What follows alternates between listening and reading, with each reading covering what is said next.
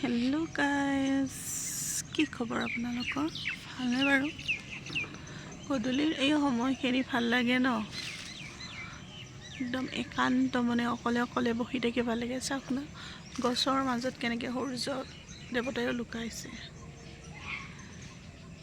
ঢলিবৰ হ'লে সূৰ্য দেৱতাৰো, আৰু আকাশখনত কিমানটা চিন, আৰু চৰাইবিলাকৰ উৰুলি কলকলহন নিজৰ নিজৰ বাসস্থানত আহি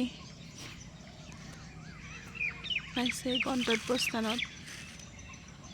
ভাল লাগে এই পৰিৱেশটো। গধূলিৰ এই চৰাইৰ বাহৰ মাতবিলাক, জাকে জাকে চৰাইবিলাক কেনেকৈ উৰি যায় আৰু নিজৰ বাহত নিজে সোমাব।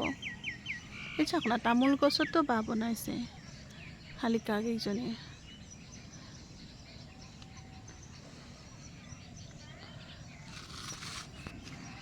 ভাল লাগে এই পৰিৱেশটো গধূলিৰ সময়ত।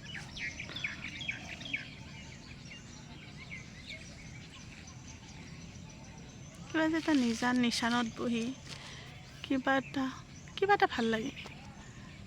মোৰ হ'লে ভাল লাগে দিয়ক, আপোনালোকৰ নাজানো ভাল লাগে নে নালাগে।